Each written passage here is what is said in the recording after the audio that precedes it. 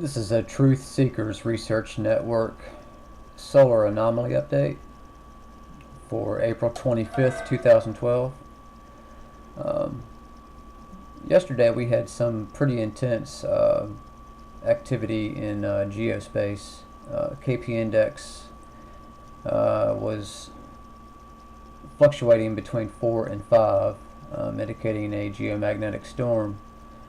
This could be due to several C flares coming in wave after wave and a coronal hole stream. While the coronal hole is not all that large, it would seem that this would be the source of the compression that we're seeing on the magnetopause simulation. Taking a quick look at our dashboard, solar arrays are active.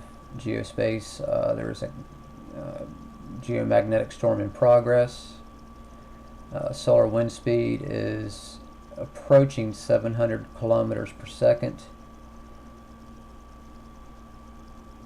We'll move on to spaceweather.com. I'll refresh this to get the most current reading. Solar wind speed 678.1 kilometers a second. Very low proton density. It's only 0.2 per cubic centimeter. KP index is predicted to be a 5 over the next 24 hours. As of right now, it is a 4. Interplanetary magnetic field is 1.6 nanoteslas south. Of some interest is sunspot 1465.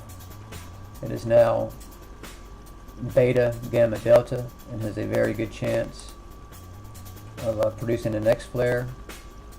This would be Earth directed. Here are the coronal holes that we were mentioning. Not very large holes, but it seems to be the source of the geomagnetic storms that we've had since yesterday.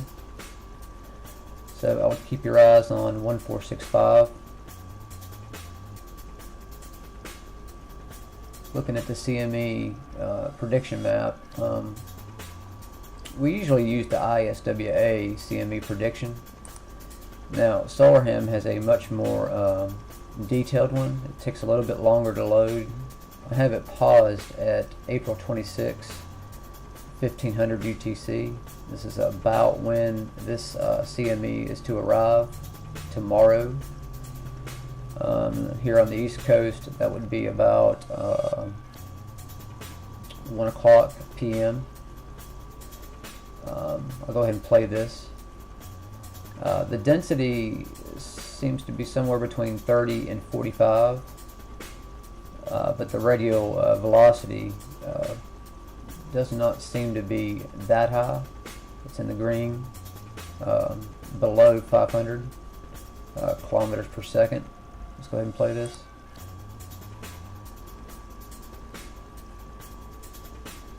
It does take a second to load, but it is a lot more informative than the ISWA site. There's your CME. It's going to replay. Actually, there were two.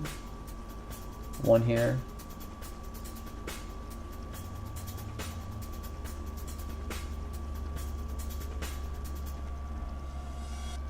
And we have some IMF lines that will be coming around, as you can see right here in the spiral, maybe about 12 hours after this CME passes. And you can see that this will be almost perfectly Earth directed.